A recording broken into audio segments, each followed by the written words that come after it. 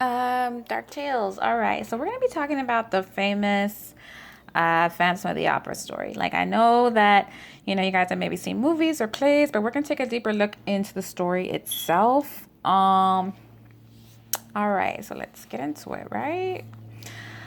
Alrighty. So the author on his deathbed claims that this story itself is based on true events. Some people thought maybe the chandelier falling down towards the end, if you know about the story. But the author claims up until his deathbed that this story, most of the dynamics of it are true.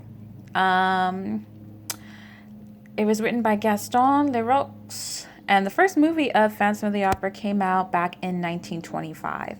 It was one of the first classic horror films and monsters to be placed on screen. All right, so we got romance, mystery, music, and mayhem. And this is considered a gothic horror classic, right? So basically the story takes place in France, Paris, France, right? At a credited opera house where they do music, theater performances, and all kinds of stuff, right? All right, so the middle class go to this opera house to get entertained, so do the upper class, right? And also our performances, right? So basically, this story centers around a masked assailant, this is our phantom, right? Who lurks beneath the opera house, the catacombs of the opera house, right? And they call him the ghost or the phantom, right? Some of the themes in the story that we're working with, definitely, I would have to say love and jealousy, light and dark, and beauty and ugliness, right? So in our story, the occupants of the opera house, pretty much the managers, the musicians, the dancers, the opera singers, are all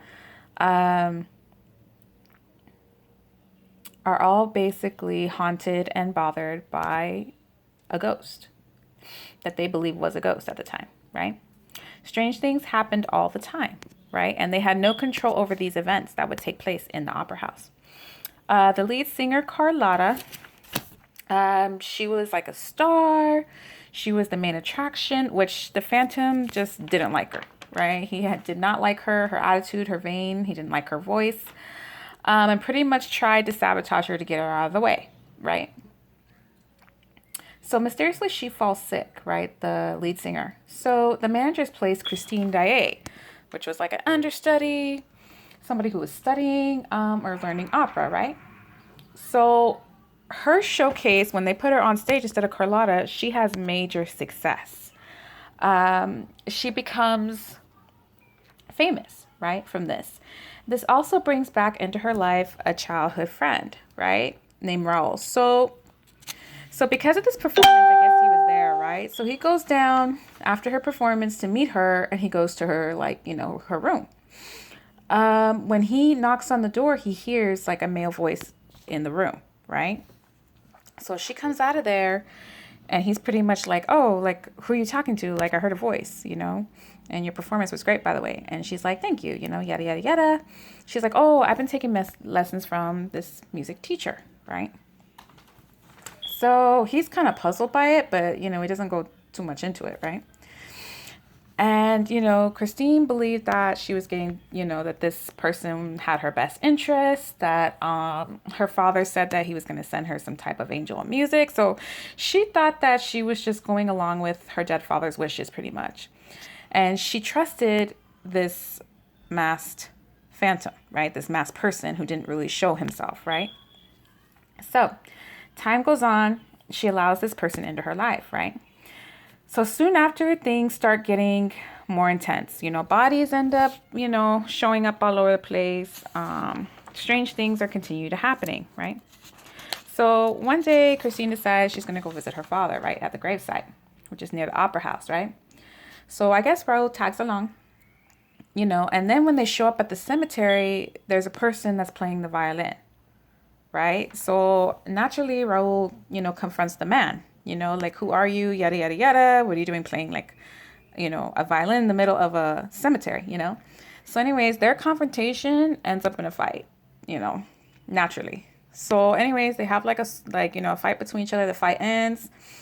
And then as these two return back to the opera house, more things start happening, right?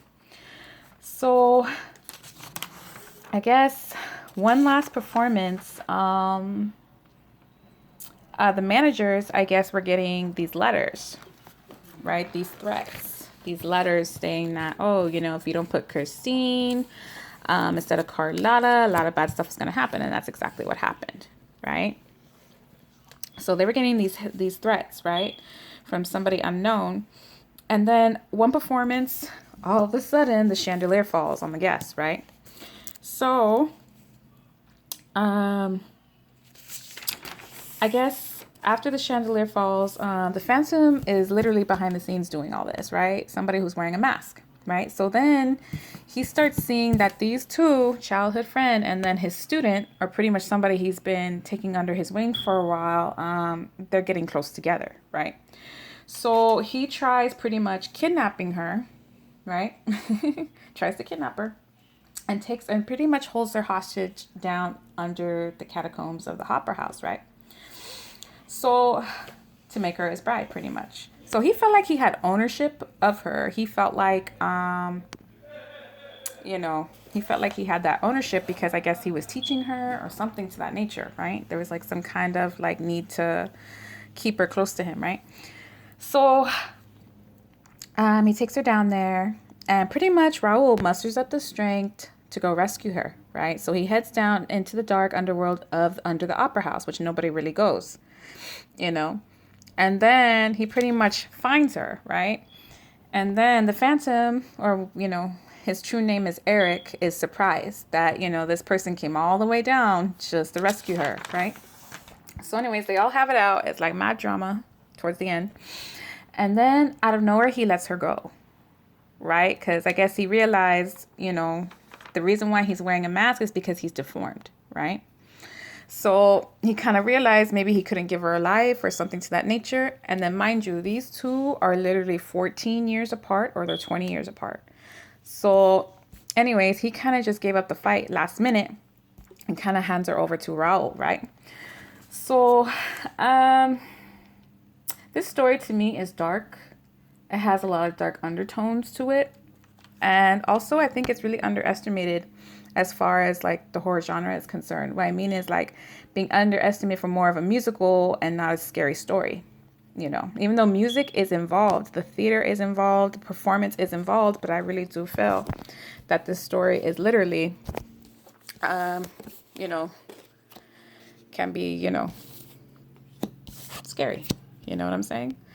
So, even though, like I said, the author on his deathbed was claiming that, that this person did exist. Some people, because there's not a lot of facts, some people believe that, this story doesn't even, is not real. Right? So what do you guys think? What do you believe? At the end of, the story, I've seen the movie. I've seen like a darker version of the movie, and the best one that they did that had like a really dark horror gothic was the one with Freddy Krueger, where he plays the Phantom. That one's really good too. I don't know if y'all read the book, but this was again one of the first horror movies that was ever on screen, and I think it was good. I think the story is good. But then because music's involved, it got turned into like more of a musical. But when you kind of think about the whole situation from a realistic standpoint, you can kind of see like how horrifying some of these events were, right?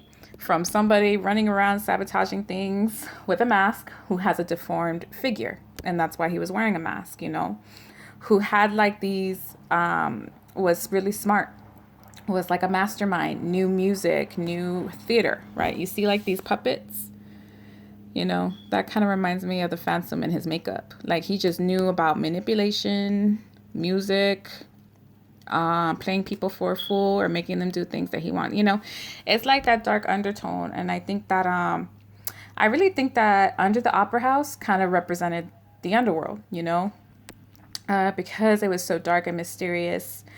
And also, I think above the opera house represented heaven. And then Christine herself, like an angel, for her singing capabilities and things to that nature.